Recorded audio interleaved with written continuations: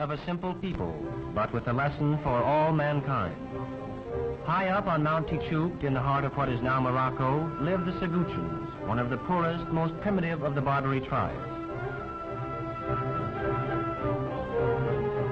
Following the Berber custom, the women's faces are uncovered but tattooed. From childhood, Saguchan men wear a topknot of hair. Berber legend has it that by this handle, the angel of death will lift them to paradise. They keep it ready, coiled and protected, under their turban. For the rest, their djellaba, their dress, is basically the same as the rough serge robe and the leather sandals that European peasants wore throughout the Middle Ages. Primarily shepherds, the Saguchans are good swordsmen and excellent riders. And when necessary, fierce warriors. For centuries, they had looked with envy from their barren mountain heights across the plain below, the fertile valley of Skura.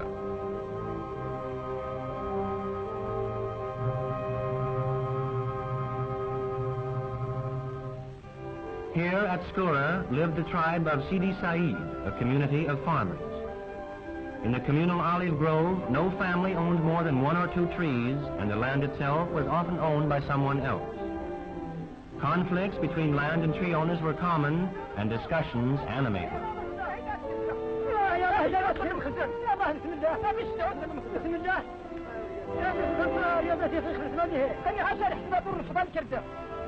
In these mud-walled houses, the roof terraced but without chimneys, the families of the Sidi Said lived the primitive domestic life of poor peasants the world over. A life where there is little grain to grind and many mouths to feed. Here, however, is an outpost of our own civilization. This fortress village, and hundreds of others like it, has stood for centuries against the Arab of the plains, against the powerful Arab chieftains, against the mountain people.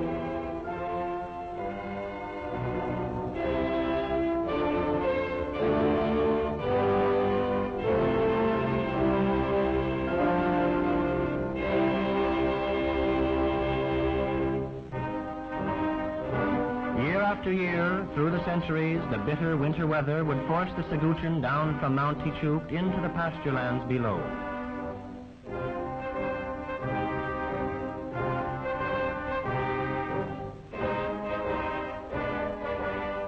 And sometimes the migration would transform itself into a raid.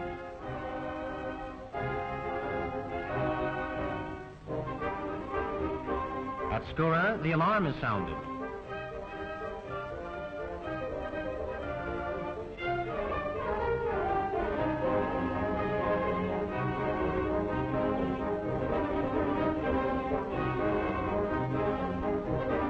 Women and children rush into the houses. In 1929, France intervened to bring order. A post was established commanding the valley, and an officer of native affairs assigned to maintain the peace. By treaty, lands were assigned each tribe.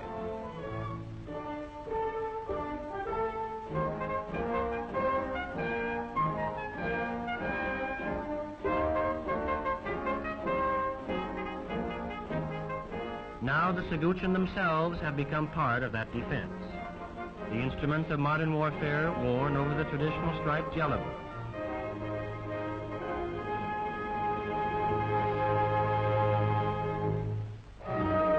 While others moved to the cities to become part of the life that was transforming their ancient tribal ways.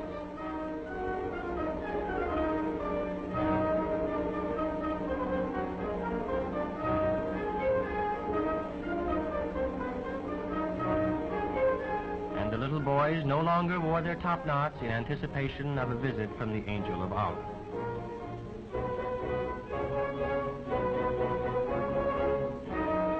For on Tichuk, where the treaty had placed them, this nomadic people were unable to grow the grain they needed. With the new peace, the number of mouths to feed was ever increasing, while the amount of kesra, the flat, round native bread, grew less and less.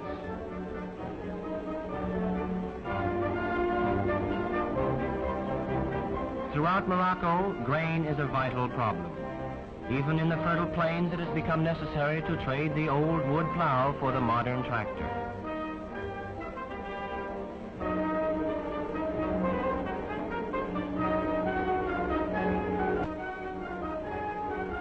To extend this knowledge to the natives, numerous schools were opened, actually model farms, where peasants come to learn new methods of farming and gradually to handle the new machines.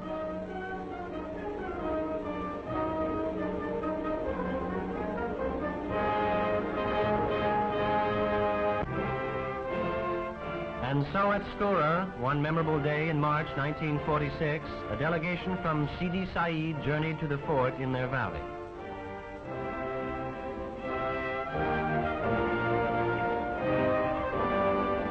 While from the mountain galloped the representatives of the Seguchin tribe.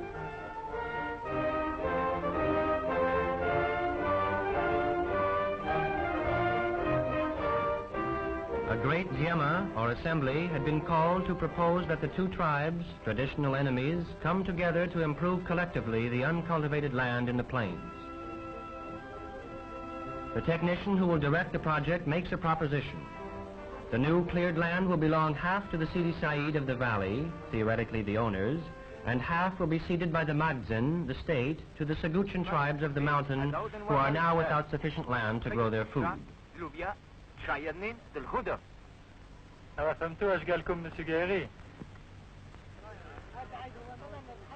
The representatives talk among themselves.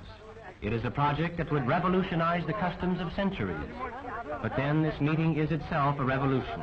The first time the two peoples have ever met without the sounding of an alarm. It might work. They agree to try. C'est parfait, je crois que nous allons pouvoir lever la séance.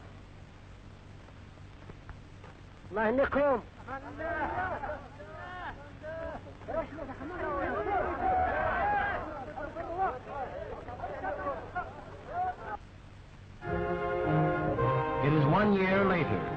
Large tracts of land have already been cleared for the plow.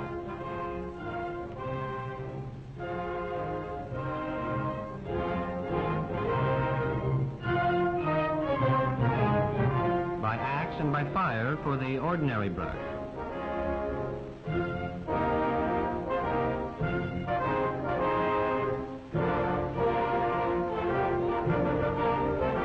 But these thorny bushes have mammoth roots that run deep and must be chopped out completely.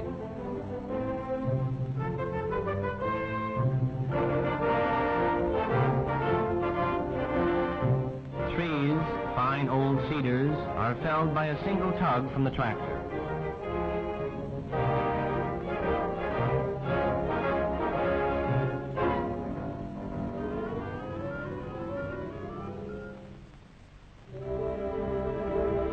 But the clearing is not completed until every last stone has been carried away.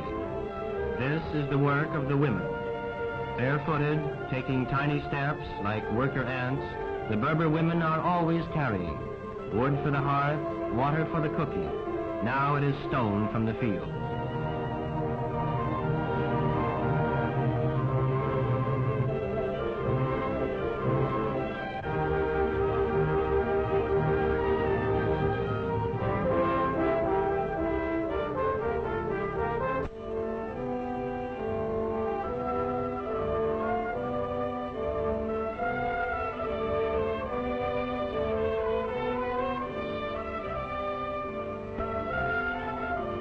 Thus, the descendants of generations of nomadic tent dwellers have moved at last into the stone houses of civilization. Modest homes, it is true, but already little luxuries are appearing. The game board with different colored stones for the pieces. Coal, makeup for the little girls. These children learn the ways of civilization quickly.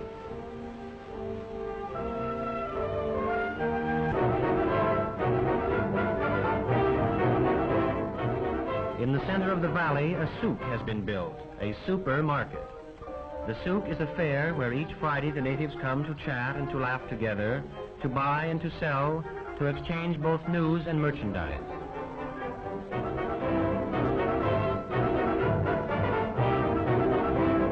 Raw wool for the men's burnouses. slabs of rock salt brought by caravan from the Sahara.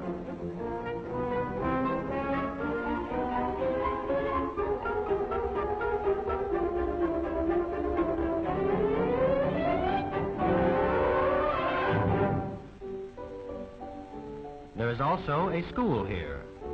At noon, the young scholars have their lunch together in the open air. Many of them have to walk miles each day to get here. Merci madame. Saïd Oudri. Merci madame. Saïd. Abdel Kader. Merci madame.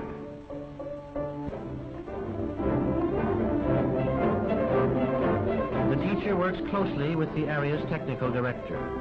Many of her pupils will soon become apprentices at the model farm.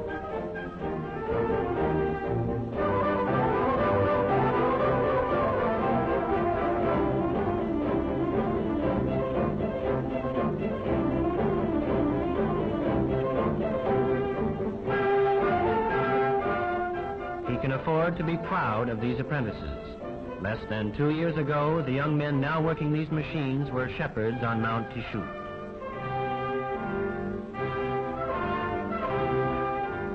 And now, at last, the promised bread for Barbary.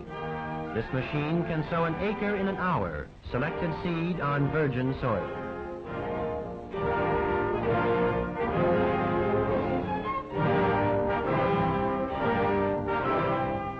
This old Berber repeats the solemn motions of sowing. Can machinery really perform the miracle of growth?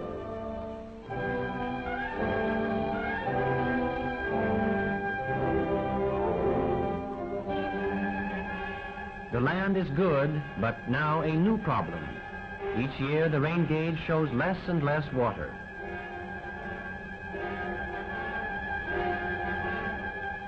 Water here is scarce and precious.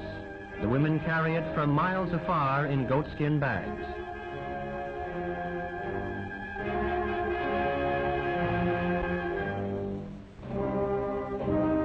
And each spring, when the drought has been prolonged, a procession of children parade before their priest, carrying the bride of the rains, whose magic can make the storms descend from the clouds.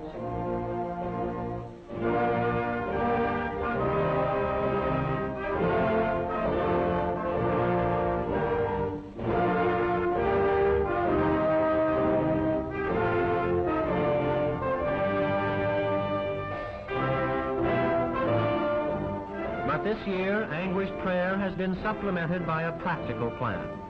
An irrigation canal will bring them their precious water from a river in the next valley.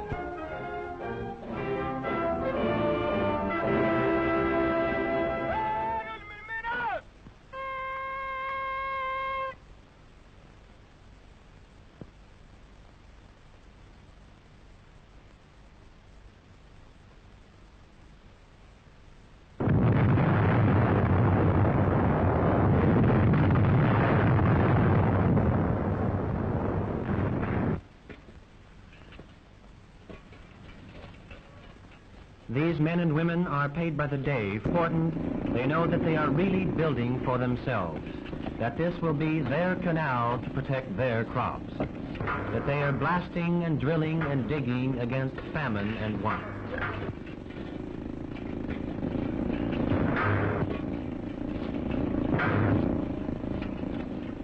Once the canal has been dug, mortar and stone are needed.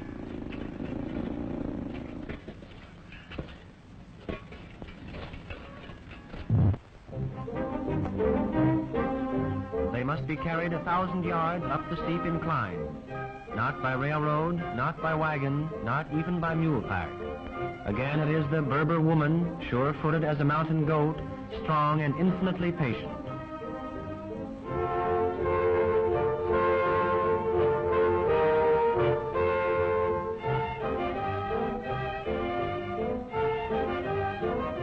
All day long, the women mount and descend in an unbroken line, just as, in ancient times, their sisters in Egypt once toiled.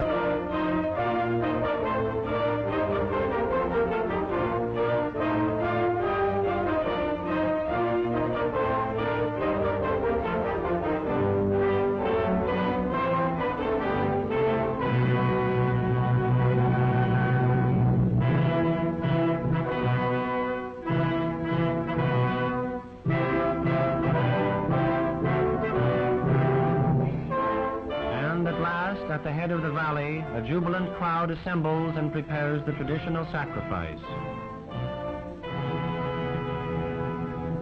And now, for the first time, the life-giving water flows into their canal.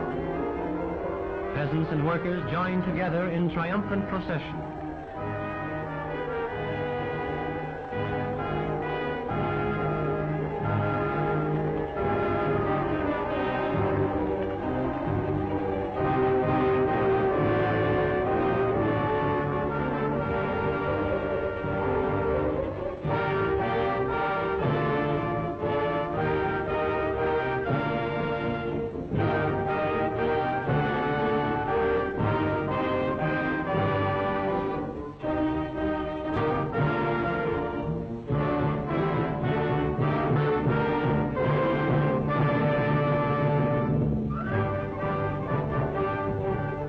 For this great occasion, the tent of honor of the Caid has been brought down from the mountain.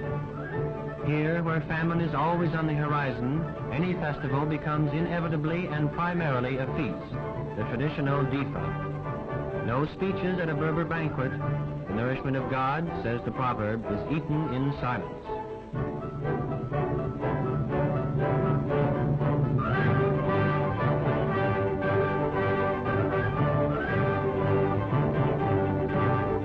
Bowls are not forgotten.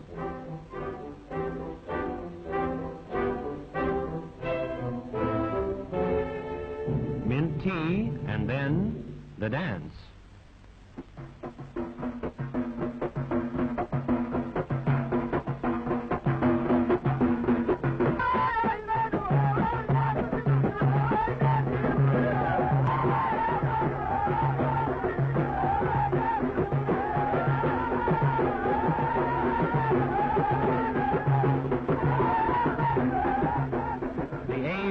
Like the ancient bacchanal, is danced by everyone, all inspired by a common joy. Today, these men and women dance because fresh water has been brought into their plain. They dance because tomorrow, and on all future tomorrows, there will be bread in abundance for all. Today they dance together, men of the Seguchan tribe and men of the tribe of Sidi Said, traditional enemies.